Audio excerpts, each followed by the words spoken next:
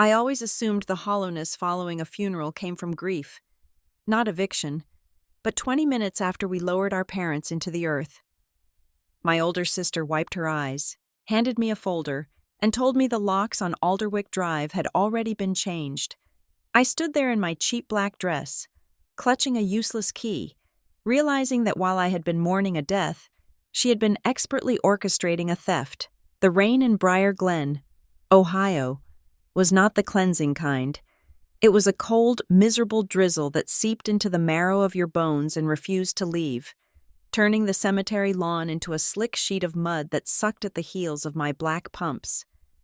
I stood under the green canopy, staring at the 2 mahogany caskets hovering over the open earth, feeling a kind of numbness that I assumed was grief. It felt heavy and hollow all at once, like my chest had been scooped out and filled with wet sand. I was 33 years old, and I was an orphan. The pastor was droning on about peace and eternal rest, words that felt like generic placeholders for the jagged reality of a car accident on a slick highway. I kept my eyes fixed on the brass handles of my father's casket, trying to breathe, trying to hold it together for the sake of appearances. I was waiting for my older sister, Valerie. She was the only family I had left now. A black sedan crunched over the gravel drive, moving too fast for a funeral procession. It stopped abruptly, and Valerie stepped out. She was not crying.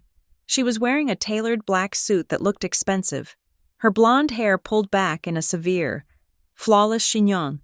She did not look like a woman who had just lost both her parents. She looked like a CEO arriving at a board meeting she intended to dominate. She was not alone. A man followed her out of the car, carrying a black leather briefcase. He was tall, with silver hair and a suit that cost more than my car. He held an umbrella over Valerie's head as they walked toward the gravesite, their footsteps brisk and purposeful. Valerie did not hug me. She did not take my hand. She stood beside me, smelling of sharp perfume and rain, and nodded once at the pastor to continue. "Who is this?" I whispered, tilting my head toward the man. "My attorney," Valerie said. Her voice was steady, devoid of the tremor that made my own hands shake. I frowned, wiping a stray raindrop from my cheek. "Why did you bring an attorney to the funeral? We have matters to discuss. Lila, it is best to be efficient." Efficient. Our parents were not even in the ground yet. I turned back to the caskets, a cold knot forming in my stomach that had nothing to do with the weather. I watched them lower my mother and father into the dark soil, and I felt the finality of it crash over me. But as the first shovel of dirt hit the wood with a dull thud, Valerie turned to the man and took a thick manila folder from him. On the tab, in crisp, typed letters, it read, "Property transfer." The reception was held at the gritty community hall attached to the cemetery, a room that smelled of stale coffee and floor wax. Neighbors and old friends of my parents milled about, holding paper plates of potato salad and whispering condolences. I felt like a ghost in my own life, nodding at people I had known since childhood, my mind racing back to that folder in Valerie's hand. I found her in the corner near the coffee urn, the attorney standing guard like a sentinel. Valerie was sipping black coffee, her eyes scanning the room with a detached calculation. "Valerie," I said, walking up to her. I kept my voice low. "We need to talk. What is going on?" She set her cup down on a folding table. "We do. Mr. Sterling here has helped me organize the estate. It was a mess.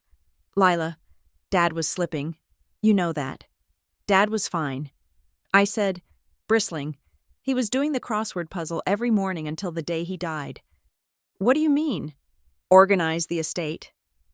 "I mean the house on Alderwick Drive." She said, "It is handled." "Handled?" I repeated. "What does that mean?" "It means the deed has been transferred," she said, as casually as if she were telling me she had picked up the dry cleaning. "I am the sole owner now." The room seemed to tilt. I grabbed the edge of the table to steady myself. "That is impossible. Mom and Dad always said the house would go to both of us, half and half. That was always the plan." "Plans change," Valerie said. Her voice took on a pitying tone that made my skin crawl. "Look at you, Lila. You are a mess. You are working that administrative job, barely making $40,000 a year. You have never been good with money. You cannot handle the bills for a place like that. Taxes, insurance, maintenance. It would drown you. I have a stable job." I said, my voice rising. "I have clean credit. I have never missed a payment in my life. You cannot just decide you own the house."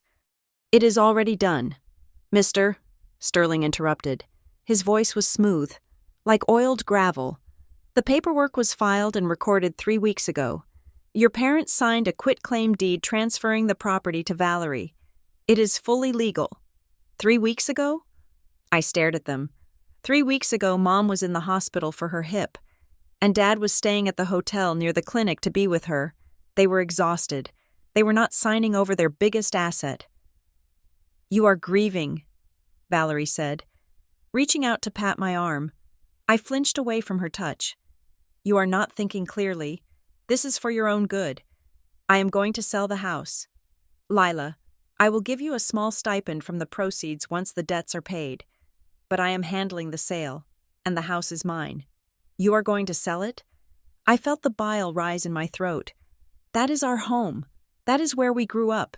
It is an asset," she said coldly, "and it is my asset." I backed away from her, shaking my head. "I am going home. I am going to sleep in my own bed, and tomorrow I am hiring a lawyer." Valerie sighed, a sound of supreme irritation. "Lila, do not make this difficult." I turned and walked away, pushing through the crowd of mourners. I needed to get out of there. I needed to get to the house, lock the door, and feel the safety of the walls that had held me my entire life. I drove to Alderwick Drive in a daze, the rain lashing against my windshield. The house sat on a quiet cul-de-sac, a 2-story colonial with white siding and black shutters. It looked exactly as it always had, a beacon of stability in a world that had suddenly gone mad. I pulled into the driveway, killed the engine, and ran through the rain to the front porch. My hands were shaking so badly, I dropped my keys twice. I finally jammed the silver key into the lock and twisted. It did not turn. I frowned, jiggling it. Sometimes the old lock stuck if the humidity was high. I tried again, pulling up on the handle, then pushing down. Nothing. The key would not rotate. I stepped back and looked at the door. The hardware was shiny, new, the brass deadbolt I had known since I was a child. The one with the scratch from where I had tried to pick it with a bobby pin when I was 12 was gone. In its place was a sleek, modern lock in brushed nickel. Panic, cold and sharp, pierced through the fog of my grief. I pounded on the door. "Valerie!" I screamed, irrationality taking over. I knew she was not there. I had just left her at the cemetery, but I pounded anyway. "Open the door." I looked around the porch, desperate for a hidden key, a window I could pry open. That was when I saw it. In the corner of the porch, shielded from the rain by the overhang, were 3 cardboard boxes. They were stacked haphazardly. I ripped the flaps of the top box open. Inside were my childhood photo albums, my high school diploma, the ceramic mug I had made for my dad in 3rd grade, my clothes. She had packed me up. She had packed up my life and left it on the porch like garbage. "Excuse me? Lila?" I spun around. Mr. Henderson, the neighbor from next door, was standing on his lawn under a large umbrella. He looked uncomfortable, shifting his weight from foot to foot. "Mr. Henderson," I said, my voice cracking, "I cannot get in. My key does not work." "I know," he said, looking down at his shoes. "I saw a locksmith here this morning, about 2 hours before the funeral." "A locksmith?" "Yeah, a guy in a van. And your sister. She was here. She had a clipboard. She told the guy to change everything. Front, back, garage. She said, Mr. Henderson paused, looking pained. She said the house was vacant now and she needed to secure it. "Vacant?" I whispered. "I live here. I know. Lila." I told her that. I said, "Lila lives there." And she just looked at me and said, Not anymore. I felt the world dissolve. This was not a misunderstanding. This was an eviction. I pulled my phone from my pocket and dialed 911. I did not care about dignity. I did not care about the neighbors watching. I was being robbed. The police cruiser arrived 10 minutes later, blue lights flashing silently against the gray sky. A young officer stepped out. Looking bored, I met him at the end of the driveway, water dripping from my hair, my funeral dress clinging to my legs. "Officer," I said, trying to keep my voice steady, "I have been locked out of my home. My sister changed the locks while I was at my parents' funeral. My things are on the porch." The officer took notes, nodding slowly. "Do you have identification?" "Ma'am?" I showed him my driver's license. It listed the address, 412 Alderwick Drive. "Okay," he said. "And who is inside?" "No one." I said, "Or maybe my sister. I do not know. But I live here," as if on cue. The front door opened. Valerie stood there. She had changed out of her suit into comfortable jeans and a sweater. She held a piece of paper in her hand. "Officer," she called out, "is there a problem?" "This young lady says she lives here," the officer said. "She used to stay here with our parents," Valerie said, walking down the porch steps but staying behind the railing. "But the owners are deceased. I am the new owner. Here is the deed." She held the paper up against the glass of the storm door. The officer walked up the steps and peered at it. He shone his flashlight on the document, even though it was daytime. He turned back to me. "Ma'am, this deed lists Valerie Coleman as the sole owner." "That is a lie," I said, my voice trembling. "She tricked them, or she forged it. I have lived here for 5 years helping take care of them. I have tenant rights." Valerie smiled, a sad, condescending smile. "There is no lease." "Officer, she was a guest, and as the owner, I have revoked her guest privileges. She has been unstable since the accident. I did not feel safe with her having a key." "Unstable?" I shouted. "I am burying our parents." "Ma'am, lower your voice," the officer said, holding up a hand. He walked back down the driveway to me. "Look, this is a civil issue. The deed looks valid to me. If you want to contest it, you have to go to court. I cannot force her to let you in. But I live here." I pleaded. "My bed is in there. My medicine. Everything. She put your things on the porch," the officer said, gesturing to the boxes. "Take your items and go. If you refuse to leave, I will have to cite you for trespassing." "Trespassing? On my own lawn?" "It is not your lawn anymore." "Ma'am, not according to the county." I looked at the officer, then at Valerie. She was standing behind the glass of the storm door, her arms crossed, watching me with cold, reptilian indifference. She had won. For now, she had won. I grabbed the wet boxes from the porch, shoving them into the trunk of my car. I got into the driver's seat, slamming the door so hard the vehicle shook. I reversed out of the driveway, tears blurring my vision, leaving the only home I had ever known behind me. I drove until the fuel light dinged. I pulled into the parking lot of a 24-hour grocery store on the edge of town, near the highway. It was a place where truckers and tired travelers stopped for caffeine. I parked in the darkest corner, near the dumpsters. I reclined the driver's seat as far as it would go, which was not far enough. I was still wearing my funeral dress. It was damp and smelled of rain and cemetery mud. I curled up, pulling my coat over me like a blanket. The rage came first, hot, blinding rage that made me want to scream until my throat bled. How could she? How could anyone do this to their own blood? Then came the disbelief. This was something that happened in movies, or to other people. People who had messy lives. People who didn't pay their bills. Not me. I was Lila Coleman. I was responsible. I was the good daughter. I fell asleep to the sound of carts rattling and the hum of the highway, waking up every hour as the cold seeped through the glass. The next morning, I woke up with a stiff neck and a headache that throbbed behind my eyes. I drove to a budget gym 3 miles away. I had a membership I rarely used, and used the showers. I stood under the hot water for 20 minutes, scrubbing the feeling of the car upholstery off my skin. I changed into the spare work clothes I had kept in the trunk for emergencies, a wrinkled blouse and a pair of slacks that were slightly too tight. I went to work. I sat at my desk at the logistics firm, typing invoices and answering phones, pretending that I hadn't just slept in a parking lot. "How was the service?" My coworker, Janet, asked, leaning over the cubicle wall. "It was lovely," I said, my voice sounding tinny and far away. "Beautiful."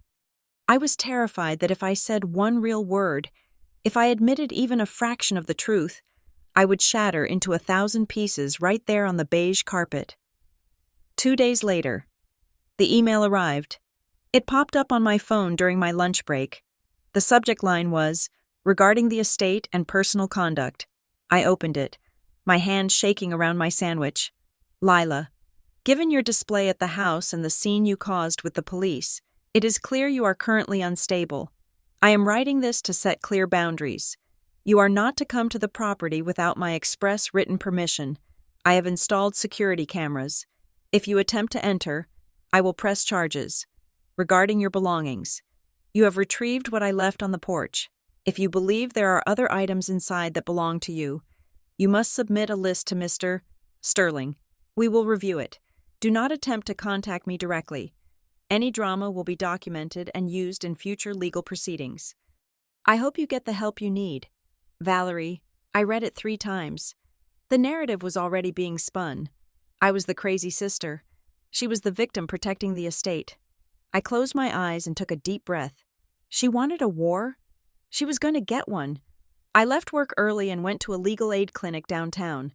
It was a storefront office with flickering fluorescent lights and a waiting room full of people who looked as tired as I felt. I waited 2 hours to see a volunteer intake specialist. A law student named Marcus with messy hair and kind eyes. I told him everything. I told him about the funeral, the lockbox, the deed. He listened, taking notes on a yellow legal pad. When I finished, he sighed and leaned back. "I am going to be honest with you. Lila," he said, "a recorded deed is powerful, in the eyes of the law. That document is the truth until a judge says otherwise. And overturning a deed? It is hard. You have to prove fraud, duress, or incapacity." "But 3 weeks before they died?" I pressed. "Does that not look suspicious?" "It looks highly suspicious," Marcus agreed. "But suspicious is not illegal. People do strange things when they are dying. Sometimes they change their minds. Sometimes they want to simplify things. So I can do nothing?" "No," he said. "You can fight, but you need ammunition. You need to request the probate filings. Go to the county recorder and get the full history of the deed. See who witnessed it. See who notarized it. Build a timeline." He handed me a folder with a checklist of steps. "Do not confront her again." Marcus warned, "If she is building a case that you are unstable, do not give her any footage. Be boring. Be bureaucratic." I walked out of the clinic with the folder clutched to my chest. The sinking feeling in my gut was heavier now. I was starting to realize that my parents' last months were a black box. I had been working, visiting on weekends, thinking everything was fine. Meanwhile, someone had been rewriting reality. I played the game. I sent a polite, cold email to Mr. Sterling, the attorney, requesting a supervised visit to retrieve sentimental items of no monetary value. It took 4 days for them to approve it. I met Valerie and Mr. Sterling at the house on a Tuesday evening. Valerie stood by the door, arms crossed, watching me like a hawk. "You have 20 minutes, she said. I walked into the living room. It smelled of cleaning supplies, not my mother's lavender potpourri. The house felt sterile. I went to my parents' bedroom. I wanted the little things, the wooden jewelry box my dad had carved, my mom's Bible. I walked to the corner where the metal file cabinet always stood, the one where Dad kept the birth certificates, the tax returns, the house warranty. It was gone. The carpet still held the indentations of where it had stood for 20 years. "Where is the file cabinet?" I asked, turning to Valerie. "It is with the estate administrator," she said smoothly. I walked to the desk, I opened the drawer where my mother kept her recipe box. It was a battered tin box, stuffed with index cards written in her looping script. Recipes for apple pie, pot roast, the cough syrup she made from whiskey and lemon.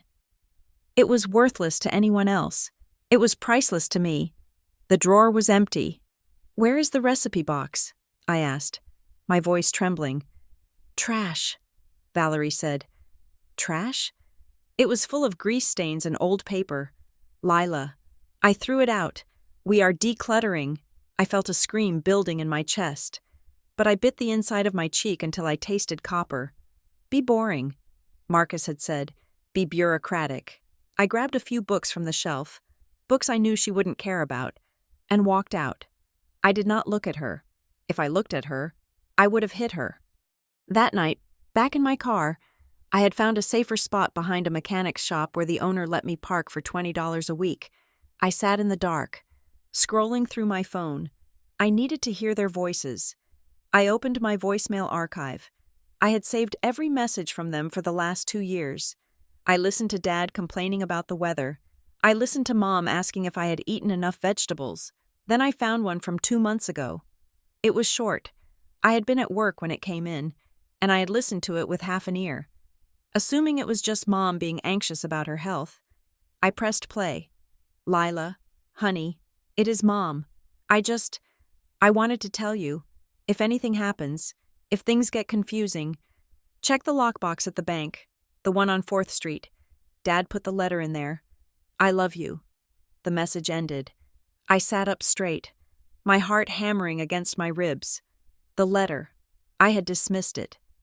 I had thought she meant a letter about her funeral wishes or something sentimental. But if things get confusing, I barely slept. At 9 in the morning, I was standing in front of the Briarstone Community Bank on 4th Street. I walked to the teller, a woman named Susan who had known my parents for years. "Susan," I said, trying to smile, "I need to check my parents' safety deposit box. I am the executor, I am trying to figure things out." Susan's face fell.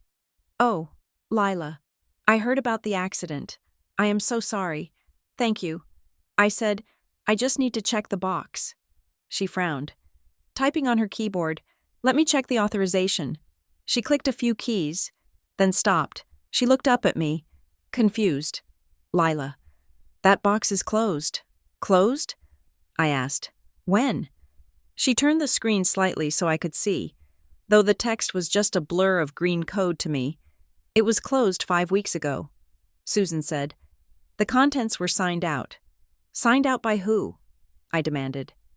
"My parents were in the hospital 5 weeks ago." Susan looked at the digital signature on the screen. "It says here it was closed by Valerie Coleman." She said quietly. She had a power of attorney document on file. It was dated the same week. I stared at her. A power of attorney? Yes. It authorized her to handle all banking matters. I felt the floor drop out from under me. This wasn't a spontaneous decision Valerie made at the funeral.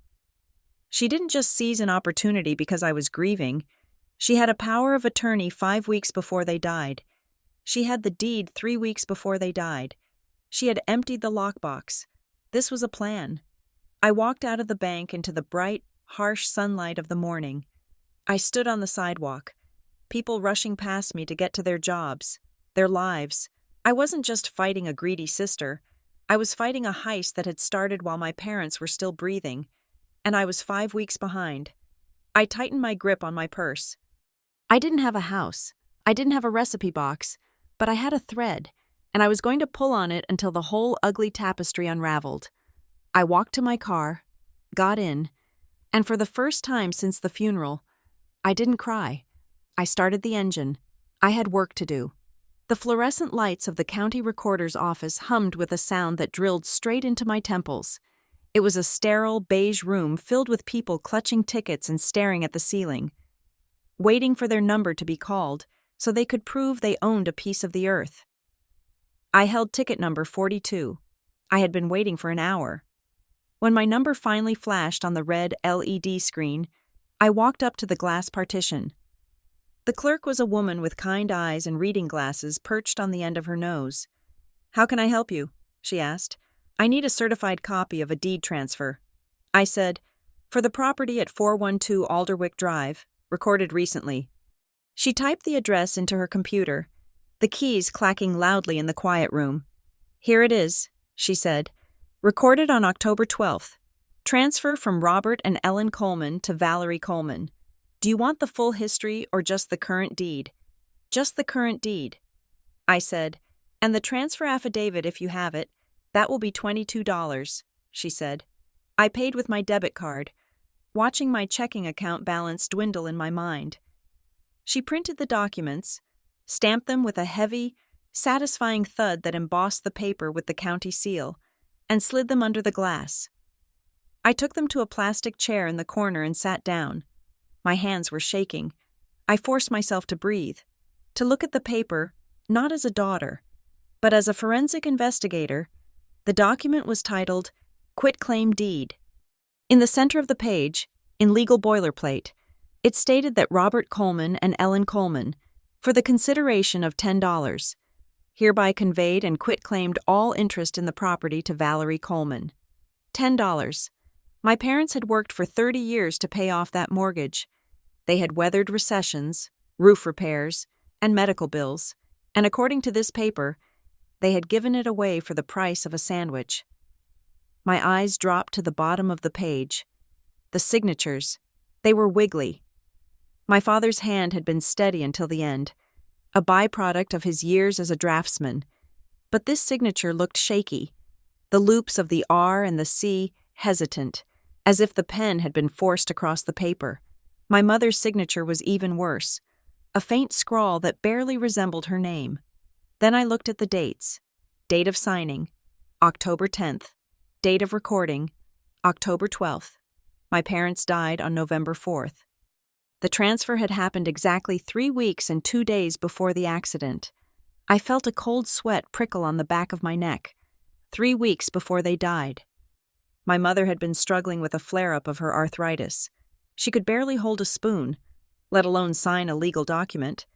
And my father? He had been focused entirely on her care. I looked at the notary stamp. State of Ohio, County of West Haven, Notary Public, Marcus L. Thorne. Commission expires May 2025.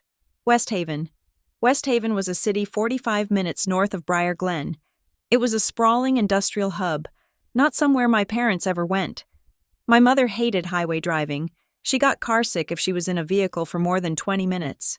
The idea that they had driven 45 minutes to a strange city to sign away their home, rather than using the notary at their own bank 5 minutes away, was not just unlikely, it was impossible. And then there was the witness line. A single name, scrawled in blue ink, Gary V. Thorne. I did not know a Gary. My parents did not know a Gary. Their circle was small. Church friends, neighbors, the mailman. They did not have friends in West Haven. I folded the papers carefully and put them in my bag. I felt nauseous. This was not a family dispute. This was a crime scene on paper. I needed professional eyes. I could not rely on free legal aid for something this complex.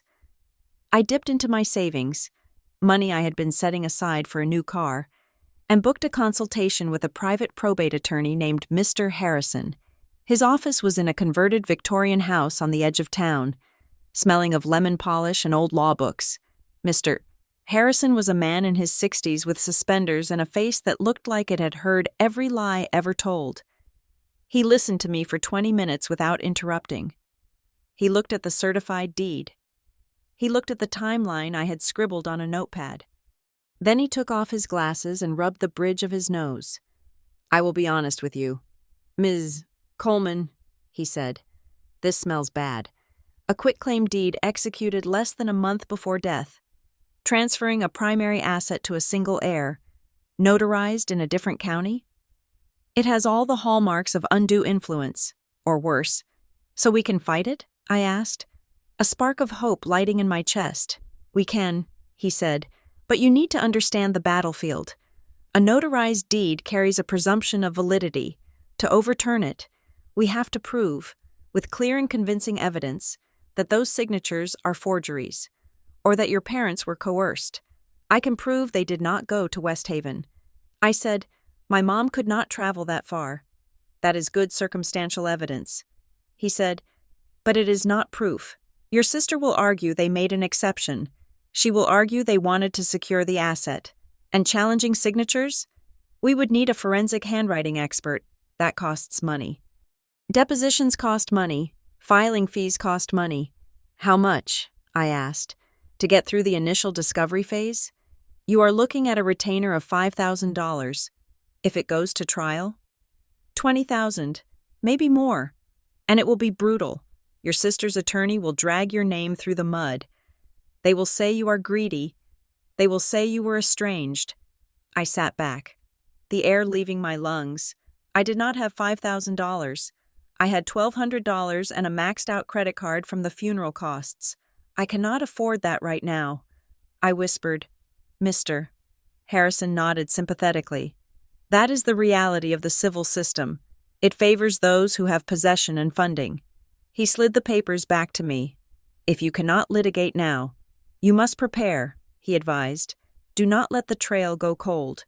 Gather everything: medical records, phone logs, bank statements. Build a case so undeniable that when you do find the money, or a lawyer willing to take it on contingency, you are ready to strike. But be careful. If she knows you are digging, she will bury the evidence deeper." I walked out of his office into the gray afternoon. I felt small. I felt poor. But I also felt a cold resolve hardening in my gut. I went to an office supply store and bought a 3-inch binder. It was bright blue. I bought dividers. I bought highlighters. I sat in my car and labeled the first divider. The lie. If I could not afford a lawyer, I would become the investigator. I would build a paper trail that would choke her. But investigations cost money, and I was bleeding cash. Sleeping in my car was not sustainable. I was showing up to work, wrinkled and exhausted. And my boss had already given me a side-eye when I nodded off during a meeting. I needed a base of operations. I found a room for rent on a bulletin board at the grocery store. Small room, quiet house. Ladies only. The landlady was Mrs. Gable, a widow in her 70s who watched game shows all day and smelled of menthol cigarettes. The room was tiny, barely big enough for a twin bed and a nightstand. But it was clean, and it was $400 a month. I took it, to pay for it, and to save for the lawyer. I needed more income. I found a second job doing evening bookkeeping for a landscaping company called Green Leaf. The owner, a gruff man named Mike, didn't care that I looked tired as long as the invoices went out on time. My life became a blur of exhaustion. I worked my logistics job from 8 to 5. I ate a sandwich in my car. I went to the landscaping office from 6 to 10. I went home to Mrs. Gable's, sat on the floor with my blue binder, and organized the chaos of my life until midnight. I was not living. I was operating. The first major piece of the puzzle fell into place a week later. I had requested my parents' medical records from the hospital where they had been treated after the accident. I wanted to see the intake forms. I sat on my narrow bed, the papers spread out over the quilt. I found the admission summary. Patient: Ellen Coleman. Admitted: November 4th, 2019. Emergency contact: Valerie Coleman, daughter. I frowned. For 10 years. I had been the emergency contact. I was the one who lived in town. Valerie lived 3 hours away in the city. Why would they change it? I flipped back through the file to previous visits. January 2019. Emergency contact: Lila Coleman. June 2019. Emergency contact: Lila Coleman. I went back to the final admission form. I looked at the metadata stamp at the bottom of the printed electronic record. Profile updated. October 10th, 2019. October 10th. The same day the deed was signed. The same day they supposedly drove to West Haven. Someone had called the hospital administration or logged into the patient portal and changed the contact information. They had systematically removed me from the record before my parents were even dead. They wanted to make sure that if something happened, the call went to Valerie, not me. It was a blockade. I added the document to the binder under a tab labeled Timeline. Next, I hunted the notary. On a Saturday morning, I drove the 45 minutes to West Haven. I had the address from the notary stamp. 1204 Oak Street. Suite B. I expected a law office, or a bank. What I found was a strip mall with a vape shop and a budget insurance agency. Suite B was a shipping store called Pack and Ship. I walked inside. A teenager with headphones around his neck was taping up a box. "Excuse me," I said. "I am looking for a notary named Marcus Thorne. His stamp lists this address." The kid looked up. Bored. "Marcus? I think he used to rent the back office, like a year ago." "Is he still here?" I asked. "No, he moved out, or got evicted. I do not know. The back office is storage now. Do you have a forwarding number?" He shrugged. "You could try the old landline, but I think it is dead." I tried the number listed on the internet for Marcus Thorne Notary Services while standing in the parking lot. "We are sorry. The number you have dialed is no longer in service." I stared at the Pack and Ship sign. The notary was a ghost, a man with a stamp who operated out of the back of a shipping store and then vanished. It made the deed feel dirty. Legitimate notaries did not disappear. Legitimate notaries had offices, receptionists, digital footprints. Marcus Thorne existed just enough to stamp a paper and then evaporate. I drove back to Briar Glen feeling a mixture of frustration and validation. The deed was a fabrication. I knew it, but proving it was like trying to catch smoke with my bare hands. I needed witnesses. I needed eyes on the ground. I went to see Mr. Miller. He was a retired carpenter who had been my father's drinking buddy for 20 years. He lived in a bungalow 3 streets over from our house. I found him in his garage, sanding a chair. He looked older than I remembered, his face lined with grief. "Lila," he said, putting down his sandpaper. "I have not seen you since the funeral. How are you holding up?" "I am surviving." "Mr. Miller," I said, "I have a question, a hard one. Ask, did you see anything unusual at the house? Before the accident? Or right after?" He hesitated. He picked up a rag and wiped his hands, avoiding my eyes. "I did see a truck," he said quietly. "A truck?" "About a week before the funeral. You were out of town for work, I think. A big moving van, not a professional one, just a white box truck." I felt my pulse quicken. "Who was there?" "Your sister," he said, "and 2 guys I did not know. They were loading things, fast." "What kind of things?" I asked. "Furniture," he said. "The dining room set." The credenza from the hallway. Boxes. I felt sick.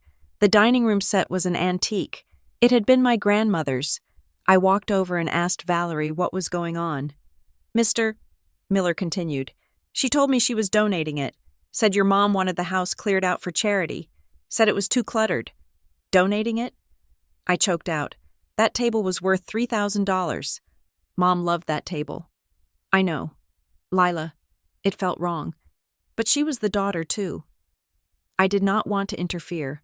She seemed very determined. She was stealing. "Mr. Miller, she was looting the house before I even knew the locks were changed." He looked at me, sadness in his eyes. "I am sorry. Lila, I should have called you. It is not your fault," I said. "But if I ever need you to say that to a judge, would you?" He looked at his hands, then at me. "For Bob?" "Yes, I would." I left his garage with a new name for my binder. Theft. But the worst discovery was yet to come. I ran into Mrs. Abernathy at the grocery store. She was one of the church ladies, a woman who baked casseroles and organized the flower rota. She had always been kind to me. When she saw me in the produce aisle, she turned her cart as if to avoid me. "Mrs. Abernathy," I called out. She froze. She turned back. Her face flushed with an uncomfortable red hue. "Hello." "Lila," she said stiffly. I sensed the tension immediately. "Is everything okay?" I asked. She looked at the floor, then at the apples. "Lila, I pray for you. I hope you are finding your way." "I am fine," I said, confused. "Why wouldn't I be?"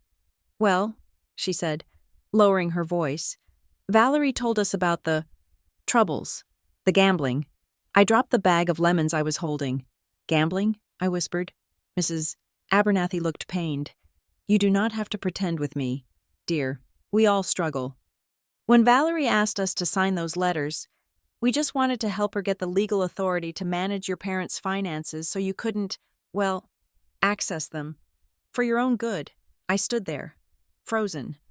The grocery store sounds fading into a buzz. What letters? I asked, my voice deadly quiet. The support letters, she said, about your financial recklessness. She said she needed them for the guardianship hearing, to show that she was the responsible one. She said if you got control, you would gamble away their retirement. I have never gambled in my life. I said, I do not even buy lottery tickets. Mrs. Abernathy blinked. But she was so convincing. She was crying. She said you had debts. She lied. Mrs. Abernathy. She lied to all of you to get you to sign statements that helped her steal my inheritance. The woman's hand went to her mouth. Oh my heavens. How many people signed them? I asked. 4 or 5 of us, she admitted. The core group. I walked away from her before I vomited. It wasn't just the house. It wasn't just the money. Valerie had murdered my reputation. She had gone to the people who had watched me grow up, the women who had pinched my cheeks in Sunday school, and she had painted me as a degenerate to justify her greed. She had weaponized their concern. I drove back to Mrs. Gable's house in a daze. I felt dirty. I felt like everyone in town was looking at me and seeing a ghost of a person I wasn't. I walked up the stairs to my room, my legs heavy as lead. I wanted to quit. I wanted to move to a different state and change my name and forget the name Coleman existed. I unlocked my door and stepped inside. A white envelope was lying on the floor, just inside the threshold. I froze. Mrs. Gable sometimes slid mail under the door, but usually just coupons or utility bill splits. This envelope was plain, no stamp, no return address. I picked it up. It felt light. I tore it open. Inside was a single sheet of paper. It was a photocopy. The grain was gritty, the contrast high, but the handwriting was unmistakable. It was jagged, blocky print. My father's handwriting. It looked like a note he had scribbled on a napkin or a scrap of notebook paper. The text read, Lila, do not let her sell it. Check the safe. She does not know about the wall. Dad. I stared at the paper. The world stopped spinning. Check the safe. We didn't have a safe. I had lived in that house for 18 years. I had cleaned every corner of it. There was no safe. She does not know about the wall. My father was a carpenter before he was a draftsman. He built things. He modified things. He loved hidden compartments. My heart began to hammer against my ribs, a frantic, hopeful rhythm. Someone had sent this to me. Someone knew. Someone had found this note, maybe in the trash, maybe in a pocket, and slipped it under my door. I looked at the window. The street below was empty. I wasn't crazy, I wasn't unstable, and I wasn't done. I placed the note in the very front of the blue binder. There was a safe, and whatever was inside it was the reason Valerie was terrified of me. I sat on the floor and stared at the note until the sun went down. The despair evaporated, replaced by a cold, sharp clarity. I was going back into that house. I didn't know how, and I didn't know when, but I was going back in, and I was going to find the wall, the emotional Lila, the one who screamed on the front lawn and wept in her car behind a grocery store, died the moment I read that note from my father.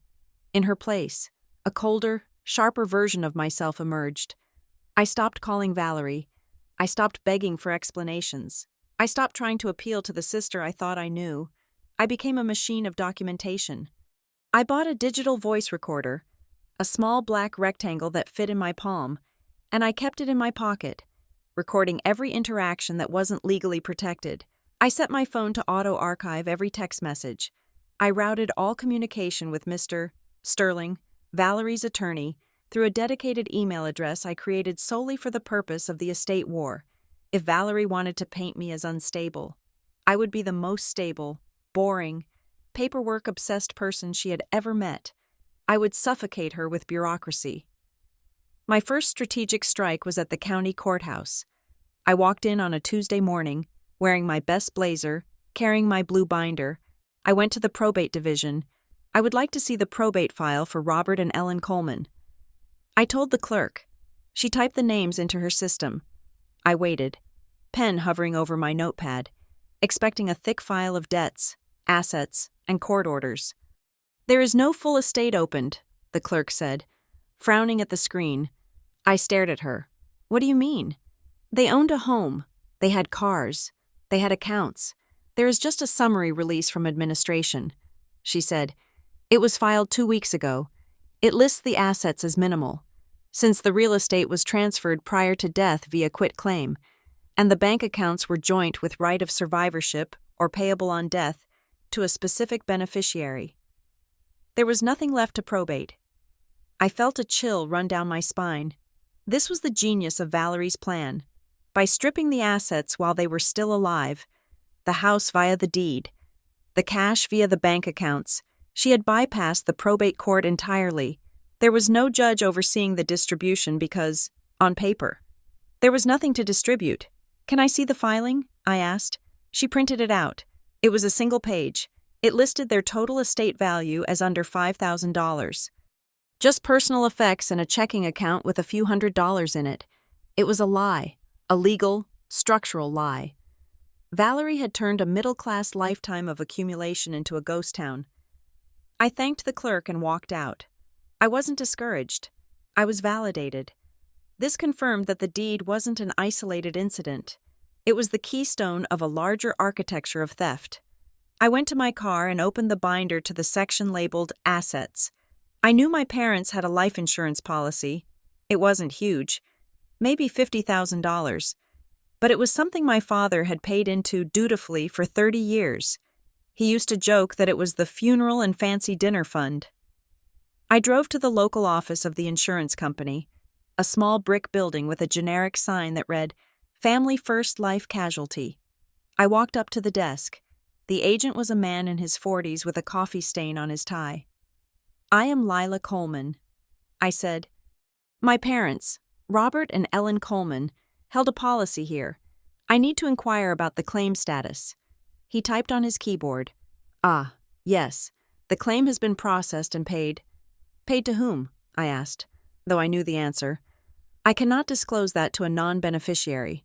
"Ma'am," he said automatically. "Privacy policies." I took a deep breath. "I know it was paid to my sister, Valerie Coleman. That is not what I'm asking. I am asserting that there was a fraudulent change to the beneficiary designation. My parents had listed both of us, 50-50, for 20 years. The agent sighed.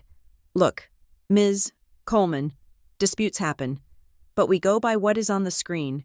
The beneficiary was Valerie Coleman, sole beneficiary." I leaned in, resting my hands on the counter. I did not raise my voice. I spoke with the flat, calm authority of someone who had nothing left to lose. "I am not asking you to change it," I said. "I am asking for the date of the last update to that policy. That is not personal information about the beneficiary. That is administrative data regarding the policy history. If you force me to subpoena this file, I will name you personally in the discovery request for obstruction." He blinked. He looked at me, then back at his screen. He was weighing the hassle of a subpoena against the hassle of answering a simple question. He scrolled down. He clicked a tab. It was updated on September 25th. He muttered. I froze. September 25th. My parents died on November 4th. That was 6 weeks before their death, 3 weeks before the deed, 5 weeks before the lockbox, 6 weeks before the insurance. "So," I said, my voice shaking slightly despite my best efforts. "Just to be clear, the policy stood unchanged for 20 years, and then, 6 weeks before a fatal accident, it was changed to a single child?" "That appears to be correct," he said, looking uncomfortable. "Thank you," I said. I walked out of the office. My knees felt weak. It was a timeline of systematic extraction. Someone had started harvesting my parents' life 6 weeks before they died. It was aggressive. It was thorough. And it was terrifyingly precise. I needed to get back into the house. I emailed Mr. Sterling again. I cited a supplemental list of personal effects I needed to retrieve. I made it sound boring. I listed winter coats, a specific brand of shampoo, and miscellaneous kitchenware. Valerie approved it, probably because she wanted to look cooperative for the record she was building against me. The following Saturday, I pulled into the driveway of Alderwick Drive. Mr. Sterling was not there this time, just Valerie. She opened the door. She looked tired.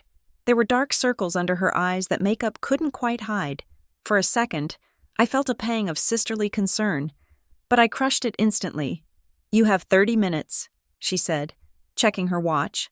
I stepped inside. The breath left my lungs. The house was gray. The warm, honey-colored oak floors my father had refinished himself were covered in gray laminate planks. The soft yellow walls of the living room were painted a stark, sterile grayish. The overstuffed floral sofa where my mother used to read was gone, replaced by modern, angular furniture that looked like it came from a staging catalog. It didn't look like a home, it looked like an investment property. "Where are the pictures?" I asked, staring at the hallway wall, the gallery wall of family photos, graduation days, beach trips, anniversaries, was gone. The holes had been spackled and painted over. "In storage," Valerie said, leaning against the doorframe. "I told you, Lila, I am decluttering. It was too much. You erased them," I said quietly. "You didn't just take the house. You are erasing the fact that they lived here. I am increasing the resale value." She snapped. "Buyers do not want to see someone else's memories. They want a blank slate." I walked through the rooms, feeling like a stranger. The kitchen cabinets were painted white. The old, distinct smell of the house, yeast and wood polish, was masked by the chemical scent of fresh latex paint. I went to the dining room. I looked at the wall near the pantry. The note my father sent had said, "She does not know about the wall." I scanned the wainscoting. It looked undisturbed. But I knew my father. If he had built a hidey hole, it would be seamless. I couldn't search for it now. Not with Valerie watching me. I just needed to know the wall was still there. I gathered the coats and the kitchenware I had listed, moving robotically. As I was leaving, carrying a box of pots I didn't actually need, Mrs. Higgins from across the street was checking her mail. Valerie went back inside and closed the door, the heavy click of the deadbolt echoing in the cul-de-sac. Mrs. Higgins looked at me. She was a nosy woman, the kind who monitored the neighborhood through her blinds, but she had always had a soft spot for my dad. "Lila," she called out, walking to the edge of her driveway. "Mrs. Higgins," I said, shifting the box. "Good to see you." She looked at the house, then back at me. Her expression was troubled. "I saw the police here the day of the funeral." She said, "Yes," I said. "It was a misunderstanding." She stepped closer, lowering her voice. "You know, I saw your sister here that morning, when the locksmith came." I nodded. "Mr. Henderson told me. Did he tell you about the crying?" she asked. I frowned. "No. What crying? She was standing right there in the driveway," Mrs. Higgins said, pointing to a spot of oil-stained concrete. The locksmith was drilling the door, and she was on the phone. She was sobbing. "Lila, I mean, really weeping," I heard her say. "She will not understand, but I had to. I had to do it." I stared at the neighbor. She said she had to? Yes. And she looked scared, not like someone who was happy about a new house. She looked terrified. "Thank you, Mrs. Higgins," I said softly. I drove away with that sentence ringing in my ears. I had to. It complicated everything. Until now, I had seen Valerie as a cold-blooded operator, but "I had to" suggested pressure. It suggested she was backed into a corner. Was it debt? Was she in trouble? Or was she being manipulated by someone else? The complexity didn't make me forgive her. It just made me more determined to find the source of the rot. But determination didn't pay the rent. My finances were critical. The retainer for a forensic document examiner, the next step in proving the signatures were forged, was $3,000. I had saved $800. I was at the landscaping office late one Thursday night, entering receipts into QuickBooks. My eyes were burning. I had been awake since 5 in the morning. Mike, the owner, walked in. He was a big man with hands rough as sandpaper. He tossed his keys on the desk. "You look like hell." "Lila," he said bluntly. "Thank you." "Mike," I said, not looking up. "I mean it. You are working too hard. I have legal fees." I said, "It is expensive to get the truth." He pulled a chair up and sat down. "Look, I fired my dispatch girl this morning. She kept messing up the routes. I need someone to handle the phones and the scheduling on Saturday mornings and Tuesday nights. It is an extra 15 hours a week." I hesitated. My pride flared up.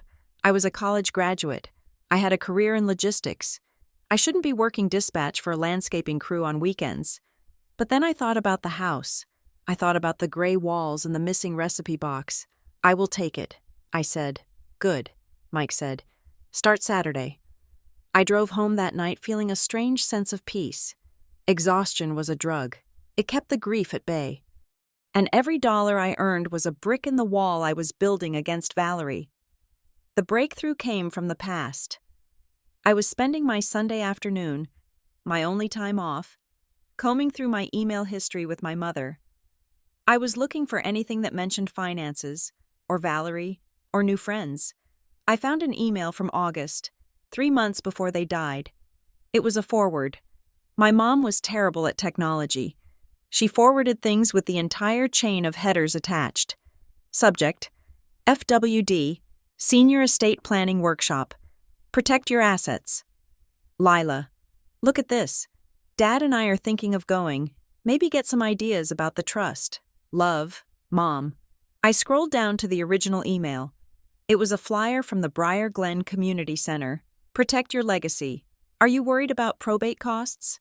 Do you want to ensure your children inherit without hassle? Join us for a free seminar by certified estate specialist Gary Thorne. I stopped breathing. Gary Thorne. I scrambled for my binder. I flipped to the section with the certified deed. Witness: Gary V. Thorne. The witness on the deed wasn't a friend. He wasn't a neighbor. He was the guy from the seminar. I looked at the date of the email. August.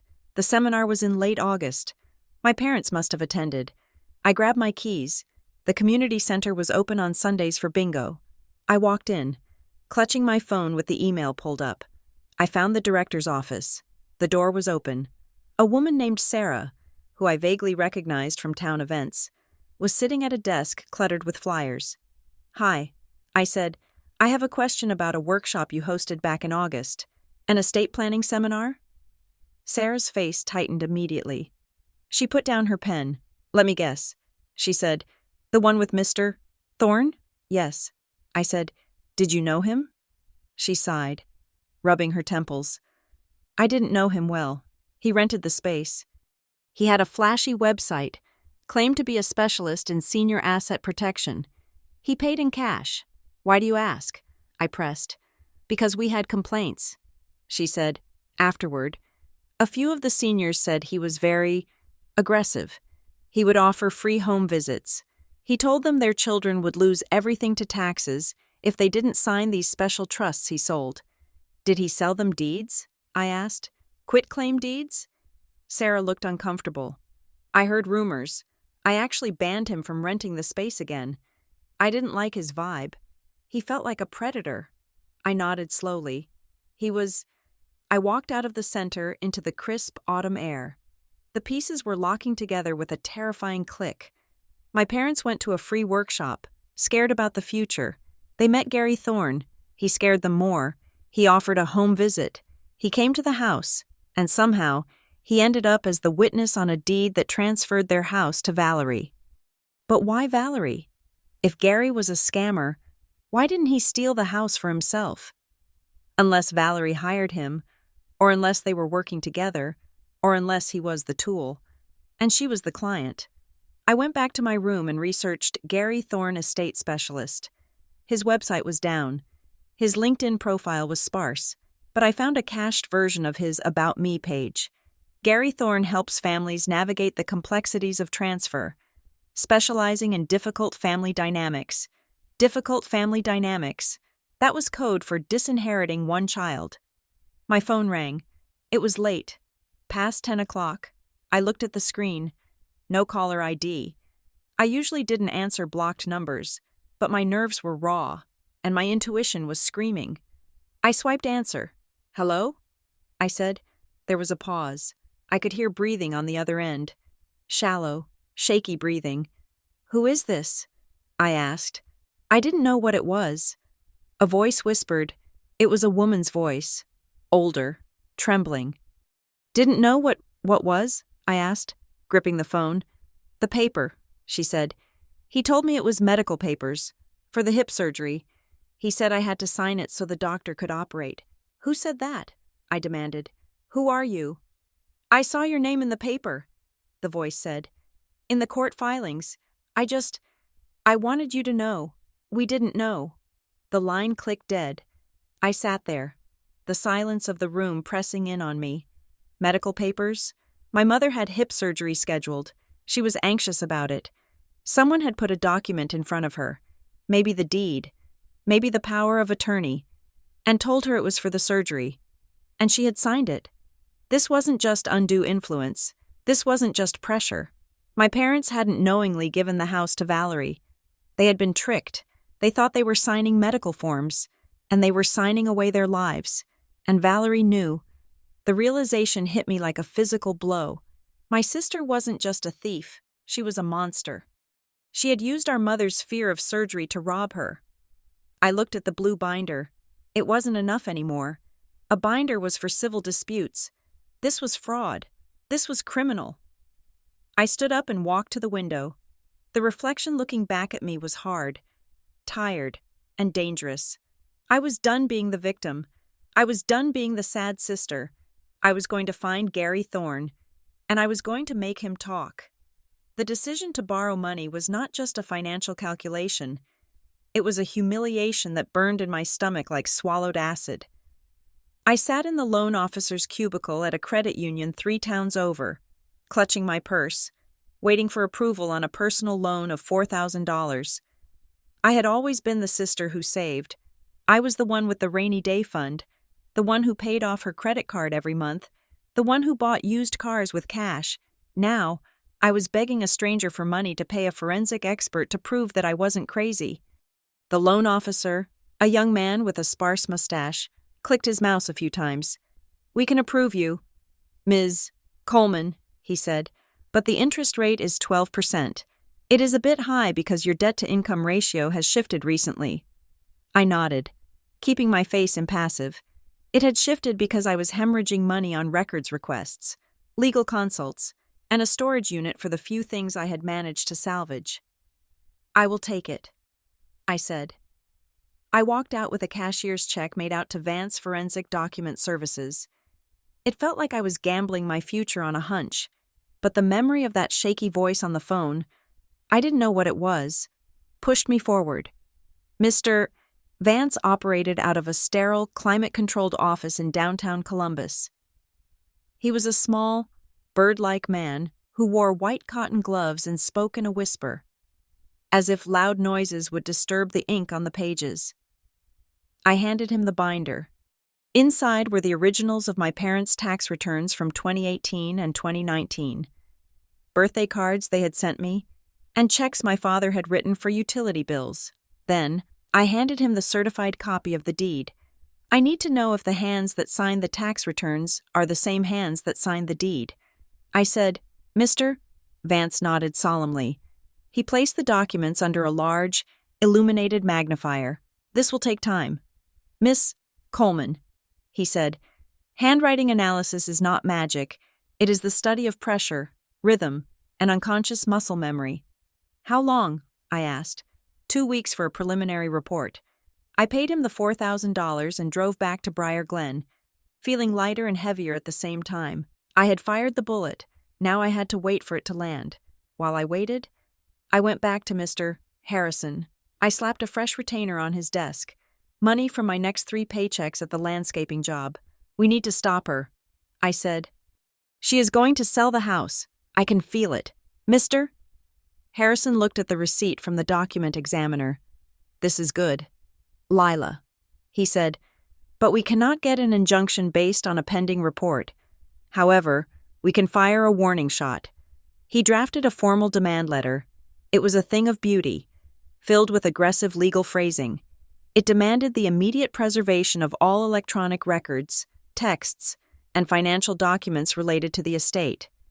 It explicitly warned that any attempt to sell, refinance, or encumber the property at 412 Alderwick Drive would be met with immediate litigation, and that all third-party buyers would be notified of the pending dispute, clouding the title.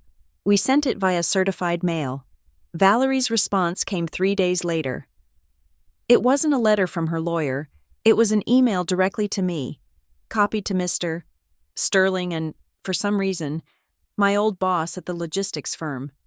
Subject: Harassment and Restraining Order, Warning Gila. I am in receipt of your lawyer's threatening letter. It is appalling that you are choosing to harass a grieving family member during this difficult time. Mom and Dad would be ashamed of you. Let me be clear. The house is mine. The transfer was legal. Your inability to accept reality is a sign of your deteriorating mental health. If you or your attorney continue to harass me with frivolous demands, I will file for a temporary restraining order. I have documented your erratic behavior at the funeral and your trespassing on the property. Do not test me. Mr. Sterling has been instructed to seek sanctions if you proceed. Valerie, I read the email in the break room at work. My hands shaking. She had copied my boss. She was trying to poison my employment. She was trying to frame my legal inquiry as a mental health crisis. I wanted to scream. I wanted to drive to the house and break a window. But I heard Marcus's voice from the legal aid clinic. Be boring. Be bureaucratic. I did not reply. Instead, I printed the email and filed it under a new tab. Retaliation. Then, I went on the offensive. If she wanted to attack my character, I would build a fortress of credibility. I went to my boss, a no-nonsense woman named Sarah. I asked for a formal letter of employment verification, attesting to my reliability and stability. I went to Mrs. Mais Gable, my landlady. I asked her to sign a statement that I paid rent on time, kept my room clean, and had never caused a disturbance. I went to the landscaping company. Mike wrote a glowing reference, calling me the most organized dispatcher I have ever hired. I compiled them all. If Valerie ever tried to stand up in court and call me unstable, I would bury her in character references. I was turning her smear strategy into a paper shield. 2 weeks passed. Mr. Vance called me on a Tuesday afternoon. Ms. Coleman, he said, I have completed the preliminary comparison. I pulled my car over to the shoulder of the road, my heart hammering. And there are significant irregularities, he said. His voice was clinical, detached. The signatures on the deed exhibit what we call inconsistent pressure patterns. What does that mean? I asked. He explained, when a person signs their name, they have a natural rhythm. The pen lifts and presses in a fluid motion ingrained over decades. On the deed, specifically your mother's signature, there are microscopic stops and starts. The ink pools in the curves. It suggests the hand was moving slowly, perhaps tracing a line or hesitating. Is it a forgery? I asked, holding my breath. I cannot say that definitively without the original document. He said, but I can say that there is a high probability that the signature was either traced or executed under extreme physical duress. It does not match the fluency of the tax returns from the previous year. It is enough to justify a challenge. I let out a breath I didn't know I was holding. Extreme physical duress, or tracing. Thank you. Mr. Vance, I said. Send the report to my attorney. I felt a surge of victory. I had a weapon now, but the next morning, the ground shifted beneath me again. I was conducting my weekly check of the county recorder's website. I did this religiously, every Friday, to see if Valerie had listed the house for sale. I typed in 412 Alderwick Drive. A new document appeared at the top of the list. Mortgage. Recorded November 15th. I stared at the screen. My parents died on November 4th. This was recorded 11 days after their death. It wasn't a sale. It was a home equity line of credit. Lender. First State Fiduciary. Borrower. Valerie Coleman. Amount. $150,000. I felt the blood drain from my face. She hadn't sold the house. She had mortgaged it. She had taken out $150,000 of equity against the property. The house was worth maybe $300,000. She had drained half its value in cash. Why? Why would she need that much cash immediately? And why risk encumbering the asset if she planned to sell it? I called Mr. Harrison immediately. She is cashing out, I said, my voice rising. She pulled $150,000 out of the house. If she spends that money, it is gone. Even if I win the house back, I will be winning a house with a mortgage I didn't sign. Calm down, Lila. Mr. Harrison said, this is actually interesting. Interesting? It is a disaster. No, he said. It is a leverage point.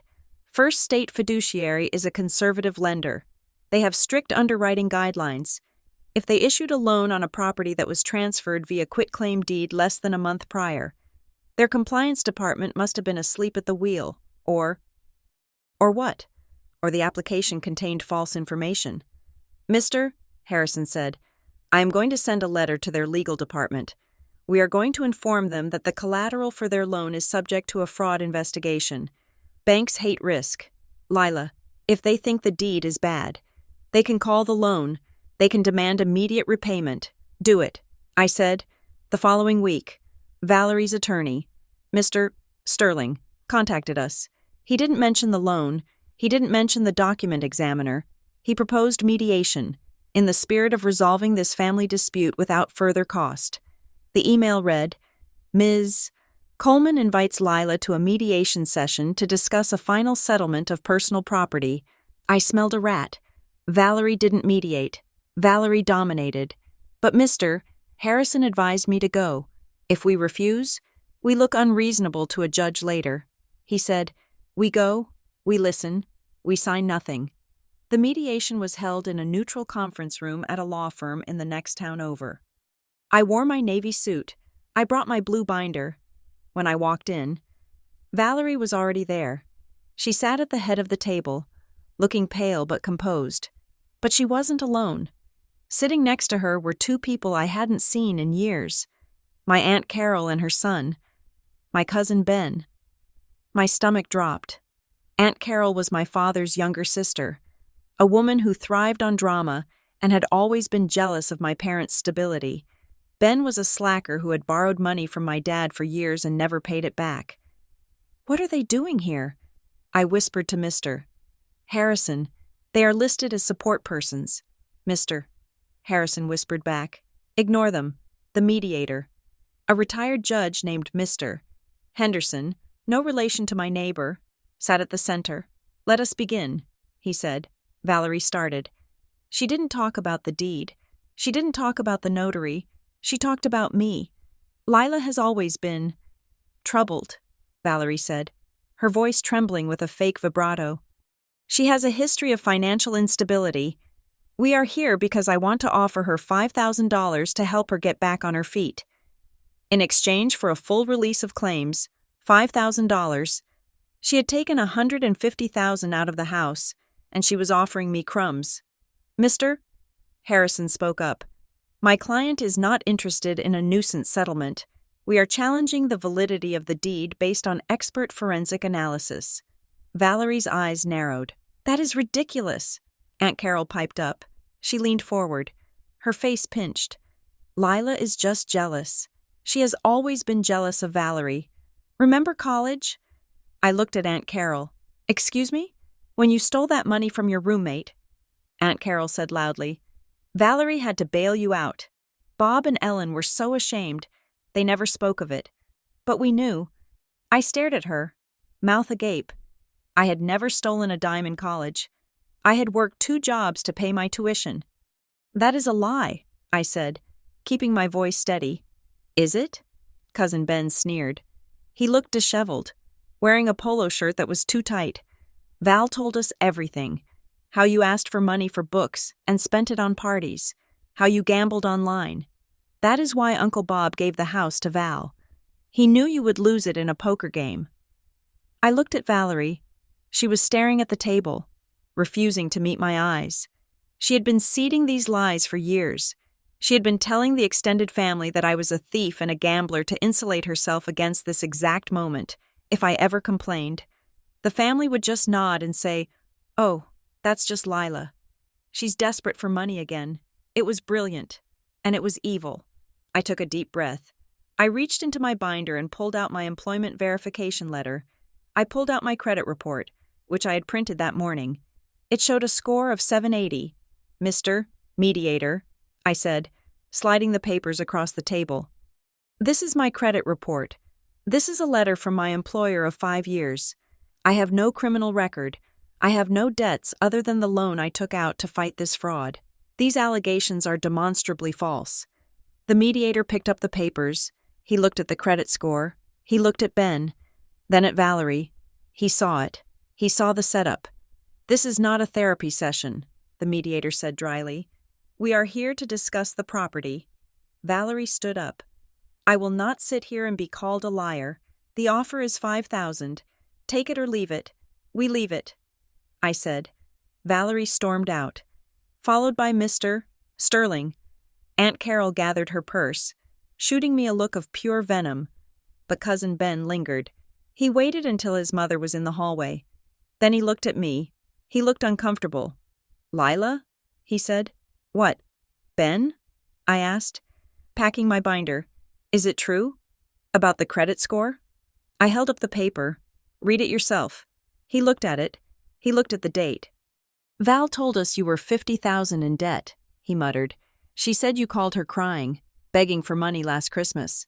I haven't asked Valerie for money in 10 years, I said. Ben ran a hand through his greasy hair. She told me that if I came today and supported her, she would forgive the loan Dad owed Uncle Bob." I froze. "She bought you."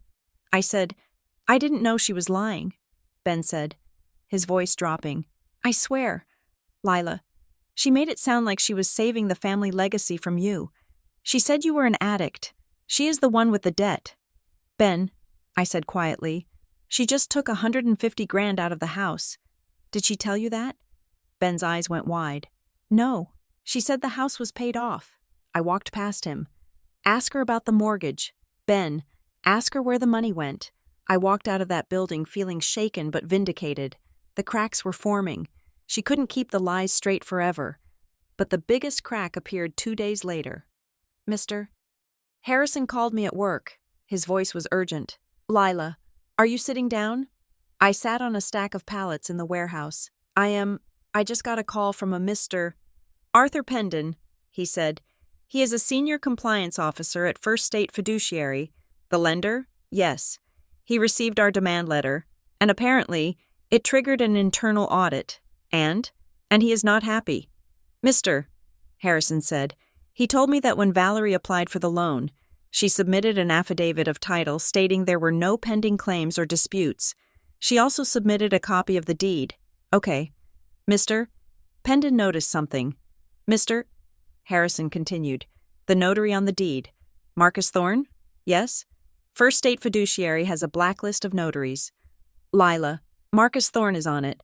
Apparently, he was flagged 6 months ago for notarizing documents for a different scam involving senior citizens in West Haven." My heart leaped into my throat. "So the bank knows the deed is bad?" I asked. "They suspect it." Mr. Harrison said, "Pendon told me they are issuing a reservation of rights letter to Valerie. They are freezing the remaining line of credit, and they are launching a full fraud investigation. If they determine the deed was forged, they can void the loan and sue her for immediate repayment of the funds she has already drawn." "She spent the money." I said, "I know she did. She can't pay it back." "Exactly." Mr. Harrison said, "She is about to be squeezed by a bank with $1 billion in assets. The system she tried to use to cash out is turning into a trap." I hung up the phone and leaned my head back against the cold steel of the shelving unit. The gears were grinding. The bank was coming for her. The document examiner had caught the signature. The family was starting to doubt her. But then, the final blow of the month landed. I drove by the house that evening. I did it often, just to make sure it was still standing. There was a moving van in the driveway, a real one this time. Mayflower. Men were carrying boxes out, Not just boxes, furniture, the sofa, the beds. I parked across the street and watched. Valerie came out. She was directing the movers. She looked frantic. She was shouting at them to hurry. I saw Mrs. Higgins standing on her porch. I rolled down my window. "Mrs. Higgins," I called. "What is happening?" She walked over to my car. She looked sad. "Oh, Lila," she said. "I thought you knew." "She sold it." "Sold it?" I said. "She can't sell it. I have a pending legal claim." She told me she found a cash buyer. Mrs. Higgins said, "An investment group. They are closing next week. She is moving to Florida. She said she needs a fresh start." I stared at the moving van. She was running. She knew the bank was onto her. She knew I was closing in. So she was liquidating everything, dumping the house on some shady investment group for quick cash, and fleeing the jurisdiction before the subpoenas could hit.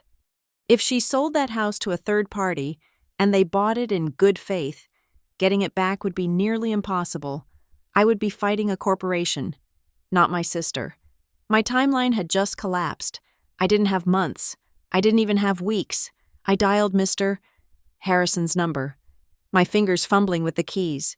"Stop writing letters," I said when he answered. "Lila?" "She is moving," I said, my voice hard and cold. "She is selling the house to a cash buyer. She is leaving for Florida. We need to file, now, but we don't have the final report from Vance yet." "Mr. Harrison argued. "I don't care." I said, "File an emergency injunction. File a lis pendens. Chain that house to the court docket so tight she can't even sell a doorknob. It will cost another $2,000 in filing fees and bond." He warned, "I will get it." I said, "How?" I looked at my car. It was a 2018 Honda. Reliable. Paid off. "I am selling my car." I said, "Lila, you need a car to work? I will take the bus." I said, "I am not losing my parents' home. File the papers. Mr. Harrison, I am coming over with the check." I hung up. I watched the movers load my father's armchair into the dark maw of the truck. I wasn't just fighting for a building anymore. I was fighting to stop a fugitive. The pen in my hand felt like it weighed 50 pounds. I was standing at the intake counter of the Alderbrook County Civil Court, a place that smelled of floor wax and anxious sweat. I was about to sign an emergency petition for injunctive relief. In plain English, I was suing my only living relative, the clerk, a woman who looked like she had seen every variety of family tragedy the county had to offer. "Tap the counter. Sign here, and here," she said, her voice flat, "and the affidavit needs a signature on the back." I looked at the document. Lila Coleman versus Valerie Coleman. It looked so official, so permanent. Signing this wasn't just a legal maneuver. It was an act of severance. I was declaring war. I was stating, on public record, that my sister was a thief. I thought about my parents. I thought about Sunday dinners. I thought about the time Valerie braided my hair for prom. Then I thought about the gray walls, the missing recipe box, and the mortgage she had secretly taken out against our childhood home. I signed my name, Lila Coleman. The ink was black and final. I paid the filing fee with the money I had made from selling my Honda 2 days prior. I was now taking the bus to work. I walked out of the courthouse and sat on a concrete bench, watching the pigeons fight over a crust of bread. I felt sick. Not the nervous butterflies of a test, but a deep, churning nausea. I had just turned my grief into a lawsuit, but I had no choice. The moving van had already come and gone. The "for sale" sign was in the yard. If I didn't stop her now, the house would be sold to a third party, and the money, my parents' legacy, would vanish into the ether of Valerie's secret debts. The hearing for the temporary injunction was set for 3 days later. Mr. Harrison met me there. He looked sharp, ready for a fight. Valerie arrived 10 minutes late. Flanked by Mr. Sterling, she looked frantic. Her hair, usually perfect, was pulled back in a messy knot. She was wearing sunglasses indoors. The hearing was short. It wasn't a trial. It was just a stopgap. "Your Honor," Mr. Harrison said to Judge Alston, a stern man with wire-rimmed glasses, We have presented a preliminary forensic report suggesting forgery on the deed. We have evidence of irregular mortgage activity. We are simply asking the court to preserve the status quo. If the defendant sells the property now, the plaintiff will be irreparably harmed. The asset will be gone. Mr.